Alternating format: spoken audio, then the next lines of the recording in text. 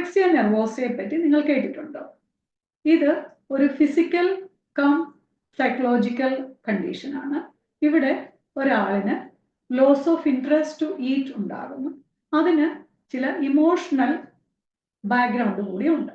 അതായത് ഇവിടെ പ്രധാനമായിട്ടുണ്ടാകുന്ന പ്രശ്നം എന്ന് പറയുന്നത് ഒരു ബോഡി ഇമേജ് ഡിസ്റ്റർബൻസ്.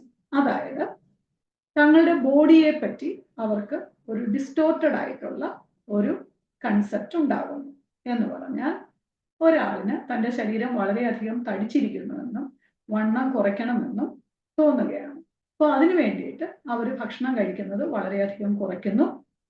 അതുകൂടാതെ വളരെ വിഗറസ് ആയിട്ട് എക്സർസൈസസ് ചെയ്യുകയും അതുപോലെ ഭക്ഷണവും വെള്ളവും എല്ലാം തീരെ കുറയ്ക്കുകയും ഇനി എന്തെങ്കിലും ഭക്ഷണം കഴിച്ചാൽ അത് വോമിറ്റിംഗ് ഇൻഡ്യൂസ് ചെയ്ത് പുറത്തേക്ക് കളയുന്നു. അതുപോലെ ലാക്സേറ്റീവ്സ് വയറ് ഇളകി പോകാനുള്ള മെഡിസിൻസ് കഴിക്കുന്നു. അപ്പോൾ അങ്ങനെയെല്ലാം ഇവർ പരമാവധി വെയിറ്റ് കുറയ്ക്കാൻ വേണ്ടി ശ്രമിക്കുന്നു. ഇനി വെയിറ്റ് എത്ര കുറഞ്ഞാലും അവർക്ക് വെയിറ്റ് കുറഞ്ഞതായിട്ട് തോന്നുന്നില്ല. അവർ ഡിപ്രഷനിലേക്കൊക്കെ പോകുന്നു.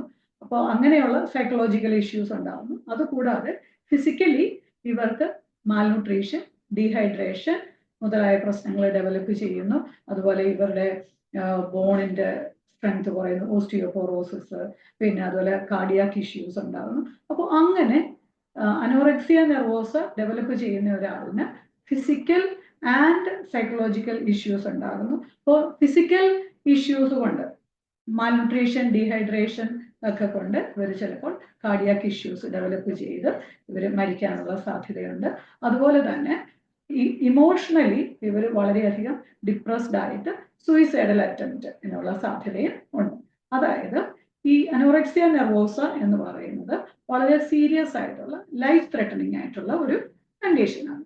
അപ്പോൾ അനോറക്സിയ നെർവോസയെ പറ്റി കൂടുതൽ അറിയാൻ വേണ്ടി നിങ്ങൾ എൻ്റെ വീഡിയോ വാച്ച് ചെയ്യുക. Thanks for watching.